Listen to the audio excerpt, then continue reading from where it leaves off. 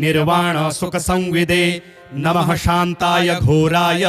मूढ़ाय गुणधर्मिणे निर्विशेषाय साम्याय नमो ज्ञानघनाय च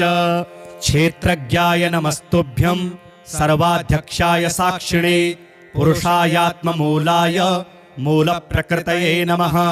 सर्वेन्द्रियगुणदृष्टे सर्वप्रत्ययहेतवे असताच्छाय योक्ताय सदाभासाय ते नमः नमो नमस्तेऽखिलकारणाय निष्कारणायाद्भुतकारणाय सर्वागमाम्नाय महार्णवाय नमोपवर्गाय परायणाय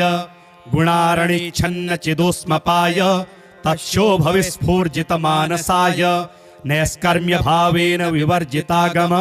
स्वयं प्रकाशाय नमस्करोमि मादृक् प्रपन्न पशुपाश विमोक्षणाय